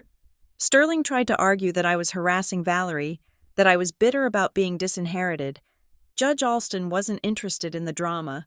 He looked at the forensic report attached to our motion. Mr. Sterling, the judge said, peering over his glasses. There is a cloud on this title, a heavy one. I am granting the temporary injunction. The property is frozen, no sale, no transfer, no further encumbrance until we resolve the validity of this deed. We will set a discovery schedule. He banged his gavel. It was a win, a small, procedural win, but a win. We walked out into the wide marble hallway. I felt a rush of relief so intense my knees wobbled. I just wanted to get to the water fountain. Lila! The scream echoed off the stone walls. Heads turned. I froze. Valerie was storming toward me, her heels clicking like gunshots on the floor. She had taken off her sunglasses. Her eyes were wild. "You parasite!" she screamed. "Mister?" Sterling tried to grab her arm, but she shook him off. She got right in my face. I could smell stale coffee and fear on her breath. "You cannot just leave it alone, can you?" she hissed. "You have to ruin everything. You are a leech. Lila. You are a jealous, pathetic parasite sucking the life out of this family." People stopped. Lawyers with briefcases, clerks with files. They all paused to watch the spectacle. My face burned. I felt the heat rising up my neck. A flush of humiliation. I wanted to scream back. I wanted to tell her she was the parasite, that she had fed on our parents' vulnerability like a vampire. But I didn't. I stood perfectly still. I looked at her. Then I looked at the people watching us. Then I looked back at her. I said nothing. My silence was a mirror. The louder she screamed, the crazier she looked, the more I stood there, calm and boring and bureaucratic, the more she revealed herself. "You are going to pay for this," she shouted, her voice cracking. "Valerie, that is enough." "Mister," Sterling said sharply, finally wrestling her away. He looked at me with a flash of embarrassment, then dragged his client toward the exit. I watched them go. My heart was hammering a frantic rhythm against my ribs, but my face remained a mask of stone. I turned to Mr. Harrison. "Did you get that on record?" I asked, my voice trembling only slightly. "No," he said quietly, "but the bailiff did, and so did half the local bar association. She just lost the credibility war. Lila, the injunction bought us time, and time was what we needed for discovery. Discovery is the phase of a lawsuit where secrets go to die. We had subpoena power now. We could demand bank records. We could demand emails. Mr. Harrison sent a subpoena to Valerie's bank, requesting images of all cashier's checks purchased in the month of October. We were looking for the money trail. 2 weeks later, we were sitting in Mr. Harrison's conference room, a stack of documents between us. "Look at this," Mr. Harrison said, sliding a photocopy across the mahogany table. It was a check image from Valerie's personal savings account. Date: October 12th. Payee: Gary Thorne. Amount: $2,500. October 12th was the day the deed was recorded. Gary Thorne was the witness. "Why did she pay the witness?" I asked. "Witnesses are just people standing around. You don't pay them $2,000. "Exactly," Mr. Harrison said. "You might pay a notary a small fee. You might pay a lawyer. But you do not pay a random witness $2,500 unless they are providing a service." She hired him. I said, "It wasn't a coincidence. It gets worse," Mr. Harrison said. "Or better. For us." We subpoenaed the notary log from the state commission. He opened a file. In the state of Ohio, a notary is required to keep a chronological journal of every act they perform. It is a safeguard against fraud. He pointed to the page. "Here are the entries for October 10th, the alleged date of signing." He said, "Entry 4, Entry 5. Then, nothing." I looked at the page. It was numbered. The next page in the sequence was missing. He tore it out? I asked. It certainly looks that way, Mr. Harrison said, or he never wrote it down. Either way, it is a violation of state law if he notarized a property transfer and failed to record it in his journal. The notarization is suspect. If he tore out the page because it showed something incriminating, like the fact that my parents weren't the ones standing in front of him, that is destruction of evidence. This is it. I said, this proves it. It builds a very strong presumption. Mr. Harrison corrected, but we need to tie it all together. We need to know what Gary Thorne actually did. The pressure was mounting on Valerie, and when pressure mounts, cracks appear. 3 days later, an email arrived from Mr. Sterling, settlement offer. I opened it in the break room at the landscaping company. I was eating a cup of instant noodles. My dinner for the third night in a row, Ms. Coleman. In an effort to cease the emotional toll of this litigation, Valerie Coleman offers to pay Lila Coleman the sum of $10,000. In exchange, Lila Coleman will sign a full release of claims, withdraw the lawsuit, and sign a non-disclosure agreement regarding the terms of the settlement and the family estate. $10,000. It was an insult. The house was worth $300,000, but the money wasn't the point. The point was the NDA. They want silence, I whispered to the empty room. I called Mr. Harrison. Tell them no. I said, Lila, he warned. Trials are expensive. 10,000 is. 10,000 is hush money. I interrupted. If the deed was solid, they would laugh at me. They would wait for the judge to dismiss the case. They are offering money because they are scared. They know we found the check to Thorne. They know about the missing log page. I declined the offer. But the victory felt hollow because I was falling apart. I was working 70 hours a week between the two jobs. I was sleeping 4 hours a night. I had started having panic attacks. They would hit me out of nowhere. In the shower. On the bus. In the middle of a meeting. My chest would tighten. My vision would tunnel. And I would feel certain I was dying. I was fighting for the house. But I was losing myself. I started seeing a counselor, a woman named Dr. Evans, at a sliding scale clinic near the university. I sat on her lumpy couch, wringing my hands. I feel like I'm going crazy. I told her, I am obsessed. I dream about documents. I wake up thinking about notary stamps. What is the goal? Doctor, Evans asked. To win, I said, to get the house back.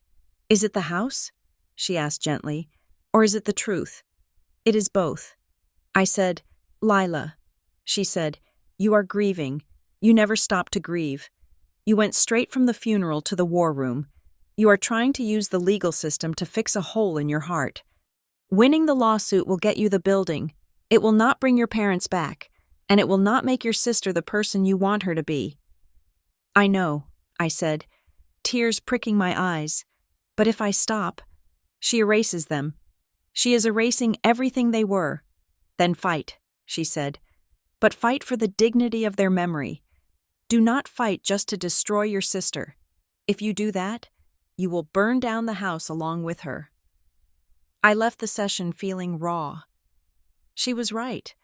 I had to separate the justice from the revenge. I had to focus on the truth, not the punishment. But the universe had a way of testing my resolve. The following Sunday, I took the bus to Alderwick Drive. I couldn't go in. The injunction didn't give me possession. It just froze the sale. But I could stand on the sidewalk. I walked up the street. The house stood there, silent and imposing. Then I looked at the front yard. My breath hitched. For 30 years, my mother had cultivated a garden of hydrangeas and English roses along the front porch. They were her pride and joy. She spent every spring pruning them, feeding them, talking to them. They were wild and colorful and messy. Just like her, they were gone. The flower beds had been ripped out. The earth was bare and scarred. In their place, Valerie, or the landscapers she hired to boost curb appeal, had planted a row of identical, perfectly spherical boxwood shrubs. They looked like green plastic balls. They had no scent. They had no soul. I stood on the sidewalk. Gripping the chain link fence, the loss hit me harder than the deed itself. The deed was paper. This was violent. She had uprooted my mother's living legacy and replaced it with generic flip house landscaping. I felt a sob rise in my throat, hot and jagged. She is not just stealing the value, I thought. She is sterilizing the history. She wants the money, but she hates the memory. I took a picture of the boxwoods with my phone. I added it to the digital folder labeled Damages. I wasn't going to let her turn my parents' life into a cash machine. I was going to fight until those boxwoods were ripped out and the roses were replanted. The tide turned on a Tuesday. Mr. Harrison called me. He didn't say hello. "Turn on the news," he said. "Channel 6. I was at the logistics office. I pulled up the news stream on my computer. Breaking news. Multi-county fraud ring, busted. The anchor was speaking gravely. Authorities in Franklin County have arrested 3 individuals in connection with a predatory estate planning scheme targeting the elderly. A mugshot flashed on the screen. It was a man with a thick neck and a salesman's grin. Even in the booking photo. Gary Thorne, 54, of West Haven, is charged with 12 counts of elder abuse, fraud, and forgery. I stared at the face. It was the face of the man who had witnessed my parents' deed. The man Valerie had paid $2,500. He wasn't just a shady notary. He was a professional predator. I called Mr. Harrison back. My hands were shaking so hard I dropped the phone twice. "That is him," I said. "That is the witness. We know." "Mr. Harrison said, "and so does the judge. This is what we call Rule 404B evidence, evidence of other crimes, wrongs, or acts. It proves a pattern. We can argue that what happened to your parents wasn't an isolated family dispute. It was part of a criminal enterprise. Does this mean we win?" I asked. "It means the burden of proof just shifted," he said. "Valerie can't say it was a coincidence anymore. She hired a man who is now sitting in a jail cell for doing exactly what we accused him of doing." But the real dagger came from inside the beast. 2 days after the news broke, Mr. Harrison received a phone call. It was a woman named Jessica. She had worked as Gary Thorne's administrative assistant for 6 months. She had seen the news of his arrest, and she had seen the article in the local paper about my lawsuit. Mr. Harrison had cleverly tipped off a reporter to keep the pressure on. She wanted to talk. We met her at a diner on the edge of town. She was young, barely 20, and looked terrified. I didn't know he was stealing houses. She said, stirring her coffee nervously, "I thought he was just aggressive. Tell us about the process." "Mr. Harrison said gently. "He would go to the seminars," she said. "He would find the ones who were scared, the ones who were sick. He would tell them he could protect their assets from the nursing home." "And the documents?" I asked. "He had a stack of them," she said. He called it the stack. The top paper was always a medical authorization or a living will. Something harmless. He would get them talking, get them emotional. Then he would say, "Sign here for the doctor. Sign here for the hospital." She looked at me, her eyes filling with tears. He would slip the deeds in the middle. She whispered. He would fan the pages so they could only see the signature line. They thought they were signing permission for surgery. They were signing quitclaim deeds. I felt the blood drain from my face. I didn't know what it was. I thought it was medical papers. The voice on the phone. "And the witness?" Mr. Harrison asked. "Who witnessed these signatures?" He would bring the papers back to the office. Jessica said, "And he would sign them later. Or he would have me sign them. He would backdate them." "So the witnesses weren't even there?" I asked. "No, never." "And the families?" "Who hired him?" "Usually a kid," she said. "The greedy kid," Gary called them. He would split the equity with them, or take a flat fee if the house was worth a lot. I looked at Mr. Harrison. "My parents were tricked," I said, my voice thick. "They didn't betray me. They were tricked." Jessica nodded. "They never knew. Ms. Coleman." Most of them never knew until the eviction notice came. I walked out of the diner and sat in my car. I didn't drive. I leaned my forehead against the steering wheel and wept. I cried for the first time in months, not out of anger, not out of stress, but out of relief. My parents hadn't chosen Valerie over me. They hadn't decided I was irresponsible. They hadn't looked at me and seen a failure. They were victims. They were scared. Elderly people facing surgery. And a predator had used their fear against them, and my sister, my own flesh and blood, had opened the door and let him in. The realization broke me, but it also healed something deep inside. I wasn't fighting my parents' wishes. I was avenging their exploitation. We filed an emergency motion to introduce Jessica's testimony and the evidence of Thorne's arrest. The court scheduled a full hearing. The injunction was extended indefinitely. The sale was dead. But Valerie wasn't done. I received an alert from the bank. Not my bank, but the estate monitoring service Mr. Harrison had subscribed to. There was activity on my father's old credit union account. A transfer attempt. She is draining the cash. I realized. She knew the house was lost. The deed was going to be voided. The loan was going to be called. She was cornered. So she was taking whatever liquid assets were left. The few $1,000s in the checking account, the small savings, and she was moving them. She was preparing to run. I called Mr. Harrison. She is liquidating. I said, she is going to vanish. Mr. Harrison was silent for a moment. Lila, he said, if we pursue this to the end, if we prove the fraud in court, the judge will likely refer this to the district attorney. I know. I said, this isn't just civil anymore. Forgery, elder abuse, grand theft, these are felonies. If we win, your sister could go to prison. I looked out the window of the bus as it rumbled through the dark streets of Briar Glen. I passed the cemetery where my parents were buried. I passed the house on Alderwick Drive with its soulless boxwood shrubs. I thought about Valerie sobbing in the driveway, saying I had to. I thought about the medical papers.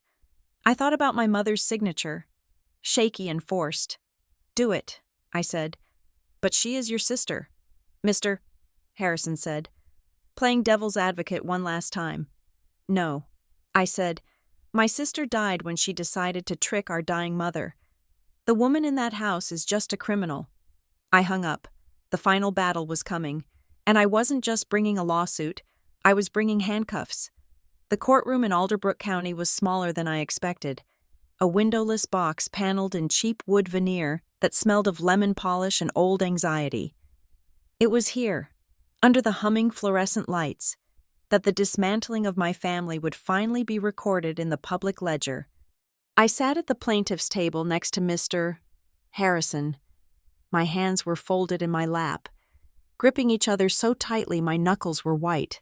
Across the aisle, Valerie sat with Mr. Sterling. She looked diminished, the sharp, corporate armor she had worn at the funeral, the tailored suits, the severe hair, was gone. She wore a soft gray cardigan and minimal makeup. She looked like a tired, grieving daughter. It was a performance. I knew. But it was a good one. Judge Alston entered, his black robe rustling like the wings of a crow. He sat down, adjusted his glasses, and looked at us. This is the final hearing on the motion for permanent injunction and the validity of the deed transfer, he said, his voice grave. Proceed, Mr. Harrison stood up. He didn't shout. He didn't pace. He simply laid out the bricks of our wall, one by one. Your Honor, he began, this case is not a family squabble. It is a forensic timeline of exploitation. He walked the court through the dates. The email from the community center, the contact with Gary Thorne, a man now sitting in a county jail cell for predatory fraud, the change in the insurance policy, the change in the hospital emergency contact. Then he put the physical evidence on the overhead projector. Exhibit A. Mr. Harrison said, a cashier's check from the defendant's personal account to Gary Thorne for $2,500. Dated the same day the deed was recorded. Why does a daughter pay a stranger thousands of dollars for a free property transfer? He flipped the page. Exhibit B. The notary log of Marcus Thorne, or rather, the lack thereof. The page corresponding to October 10th is missing, torn out, A violation of state law that suggests concealment. He paused, letting the silence settle. And Exhibit C, he continued.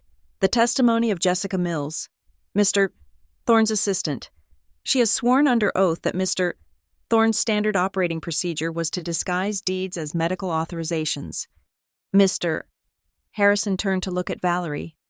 Valerie Coleman did not inherit this house. Your Honor, she commissioned a theft.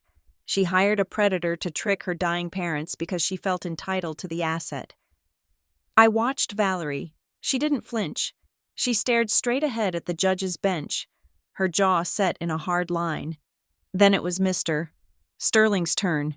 He stood up, looking weary. He knew the evidence was damning, so he didn't attack the facts. He attacked the context. Your Honor, he said smoothly, my client's sister, the plaintiff, has built a compelling conspiracy theory, but she is missing the fundamental truth of the Coleman family dynamic. He gestured toward me. Lila Coleman was not there. He said, she lives in town. Yes, but where was she on the weekends? Working. Where was she when her mother needed groceries? Working. Where was she when her father needed help with the lawn? Working. I felt a sting of shame, hot and sharp. Mr. Sterling continued. The parents, Robert and Ellen, felt abandoned. They leaned on Valerie. Valerie was the one who drove 3 hours to take them to specialists. Valerie was the one who managed their medications. It is only natural that, in their final days, they chose to reward the daughter who was actually present. He called me to the stand. I walked to the witness box, my legs feeling like wood. I swore to tell the truth. Ms. Coleman, Mr. Sterling asked, leaning on the podium, how many times did you visit your parents in the month of October? I thought back. I checked my mental calendar. Twice. I said, twice, he repeated. And your parents lived 10 minutes away? Yes. You were busy? I was working 2 jobs. I said, I was trying to save for a new car, so you prioritized your financial goals over your ailing parents? Objection. Mr. Harrison said, argumentative. Sustained. The judge muttered. I took a deep breath. I looked at the judge, ignoring Mr. Sterling. I wasn't a perfect daughter, I said, my voice trembling slightly. I thought I had time. I thought they were going to be around for 10 more years. I missed signs that they were slowing down. I missed the fact that they were scared. I let my work become my excuse. The courtroom went quiet. I wasn't fighting the accusation. I was owning it. But I continued, my voice gaining strength. My absence was not a crime, and it certainly wasn't a reason for my parents to sign a document they didn't understand. My father was a man of fairness. He would never have disinherited me in secret. He would have told me to my face. The fact that this happened in the shadows proves it wasn't their choice. I stepped down. I saw Mr. Harrison nod at me. Honesty was a shield that Mr. Sterling couldn't pierce. Then Valerie took the stand. She walked up slowly. She sat down and wiped a tear from her eye. Valerie, Mr. Sterling asked softly, why did you accept the deed to the house? Valerie looked at her hands. I didn't want to, she whispered. Why did you do it? Because I had to save them, she said. Her voice cracked. Save them from what? From bankruptcy, she said. I frowned. My parents were frugal. They didn't have debt. Valerie looked up, her eyes wide and pleading. Mom and Dad were drowning. Your Honor, they had hidden credit card debt. They had taken out loans to pay for Dad's treatments that Lila didn't know about. They were terrified the house would be seized by creditors when they died. They begged me to take the title. They wanted to keep it in the family. They knew if it went through probate, the creditors would take everything. I stared at her. It was a lie. It had to be a lie. But it was a brilliant one. It explained the secrecy. It explained the rush. It made her the hero, the burden bearer who protected the family legacy from the shame of debt. I protected them. Valerie sobbed. I took on the burden of the house to save their reputation. Lila wouldn't understand. She would have panicked. I just wanted to keep them safe. Judge Alston looked interested. He was writing notes. The protector narrative was working. Mr. Harrison stood up for cross-examination. He looked calm, dangerously calm. "Ms. Coleman," he said, "you claim you took the house to protect the equity from creditors?" "Yes," Valerie sniffed. "And you recently took out a home equity loan against the property for $150,000? "Yes, to pay off their remaining debts." Mr. Harrison picked up a piece of paper. "We subpoenaed the transaction history for that loan account," he said. He walked to the projector. "Here's the disbursement," he said. $150,000 deposited into your personal checking account on November 20th. He placed another document on the glass. "And here is a wire transfer from that same checking account, dated November 22nd. The amount is $45,000. The recipient is Ocean View Condominiums in Sarasota, Florida." The room froze. "Mr. Harrison looked at Valerie. "Did my parents have a hidden debt to a luxury condo developer in Florida?" "Ms. Coleman?" Valerie's mouth opened, but no sound came out. The grieving protector mask slipped, revealing the panic underneath. "And here, Mr. Harrison continued, relentlessly, "a payment of $8,000 to Mercedes-Benz of Columbus, a down payment on a new vehicle." He leaned in. "You didn't take the house to save it from creditors. You took the house to turn it into cash for your retirement. You stripped the equity from your parents' legacy to buy yourself a condo on the beach." "No," Valerie stammered. "I deserved a break. I took care of them." "By hiring a fraudster to trick them?" Mr. Harrison asked. "I didn't know he was a fraud," she screamed. "But you paid him," Mr. Harrison said. "You paid him to bypass your sister. You paid him to bypass the law, and then you spent the money on yourself." He turned to the judge. No further questions. Valerie sat there, exposed. The lie had disintegrated under the harsh light of the bank records. She wasn't a savior. She was a looter. Judge Alston didn't need long. He cleared his throat. "The evidence presented is overwhelming." He said, "The deed dated October 10th is hereby declared void ab initio due to fraud and irregularity. The property reverts to the estate of Robert and Ellen Coleman." He looked at Valerie. "Ms. Coleman, I am referring the transcript of this hearing and the associated evidence to the District Attorney's Office for review regarding potential criminal charges for forgery and elder abuse. The temporary injunction is permanent. You are ordered to vacate the property within 7 days and to provide a full accounting of the loan proceeds." He banged the gavel. It was over. I didn't feel triumph. I felt a heavy, exhausting sadness. I looked at Valerie. She was staring at the table, her face ashen. The compliance officer from the bank was already moving toward Mr. Sterling, a briefcase full of grim paperwork in his hand. The trap she had built had finally snapped shut. I walked out into the hallway. The adrenaline was fading, leaving me shaking. "Lila." I turned. Valerie was standing by the water fountain. Mr. Sterling was busy arguing with the bank representative inside. We were alone for a moment. She looked small. The arrogance was gone. The anger was gone. "Why?"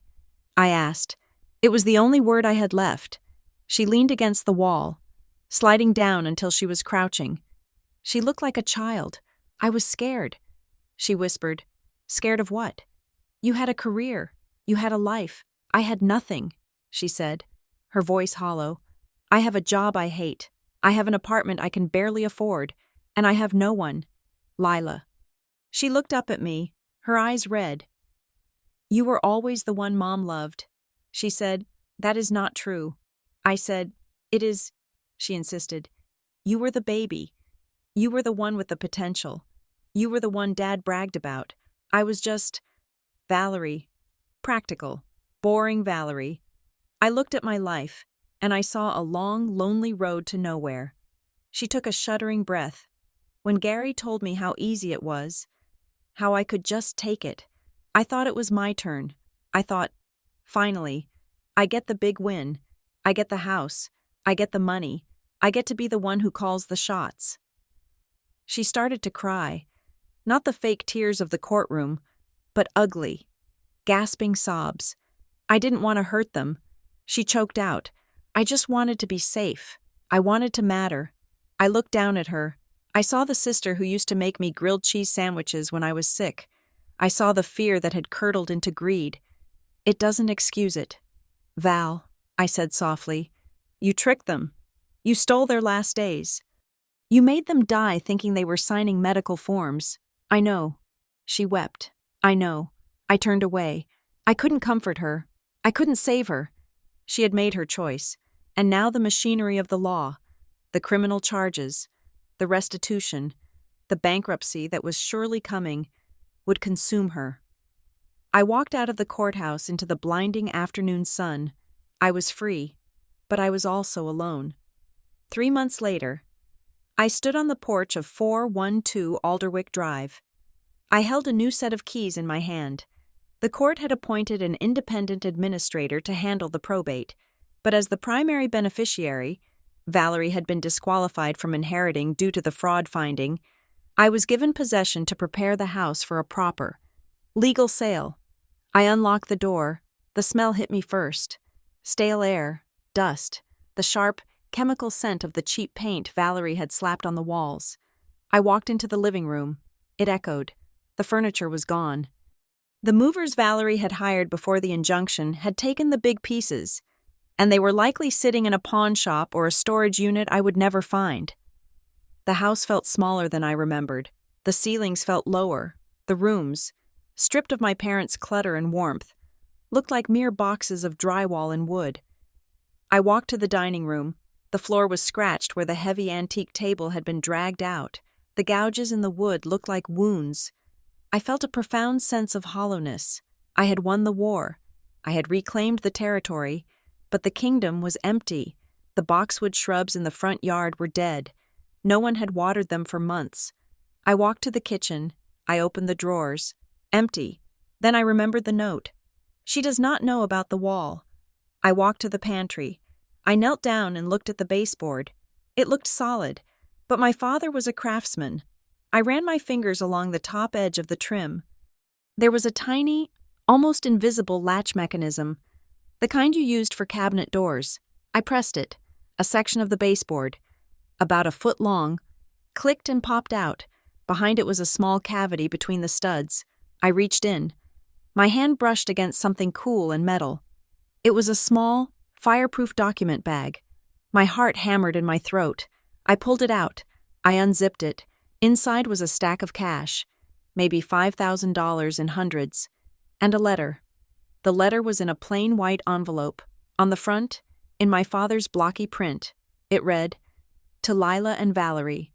I sat on the scratched floor, the dust settling around me, and opened it. My girls, if you are reading this, I am gone, and I am worried. I know things have been strange lately. I know Valerie has been bringing that man, Mr. Thorne, to the house. I don't trust him. He smiles too much. But Mom is sick, and she trusts Valerie, and I am too tired to fight them both. I signed some papers yesterday. They told me it was for the insurance, but I saw the word deed at the top before the man pulled it away. I think I made a mistake. I think I let something happen that I shouldn't have. I am hiding this money in the wall just in case. It is for you, Lila. If they lock you out, use this for a lawyer. But please, listen to your old dad one last time. I worked my whole life for this house. I laid the patio bricks with my own hands. But it is just wood and stone. It is not worth your love for each other. I can see the storm coming. I can see Valerie looking at the house like it is a gold mine. And I can see you, Lila, looking at it like a shrine. Do not let this house be the thing that destroys you. Do not let the greedy men win. Forgive each other if you can. If you can't, then forgive yourself. Love, Dad. I lowered the letter. Tears hot and fast streamed down my face, dripping onto the dusty floor. He knew. He knew he was being tricked, but he was too weak, too exhausted, too beaten down by illness to stop it. He saw the storm coming, and his last act was to try and arm me for the fight. While begging us not to fight at all, do not let this house be the thing that destroys you. I looked around the empty room. It was too late. The house had destroyed us. Valerie was facing prison. I was alone, hardened by a legal battle that had stripped away my innocence. The family was broken beyond repair, but as I sat there, clutching my father's final words, I realized something. I hadn't saved the house. The house was gone the moment they died. I had saved the truth. I stood up, I wiped my face, I put the cash and the letter in my purse. I walked to the front door and stepped out onto the porch.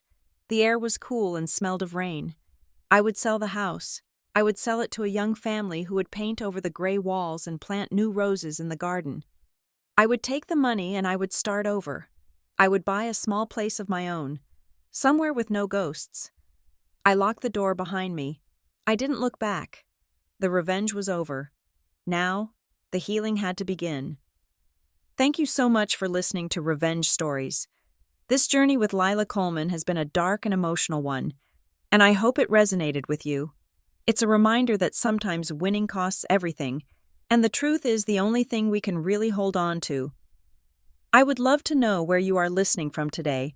Please leave a comment below with your city or country. And if you enjoyed this story, please make sure to subscribe to the channel so you don't miss the next one. Share your thoughts on Lila's choice in the comments. Did she do the right thing? Or should she have taken the settlement? Until next time, stay safe and watch your signatures.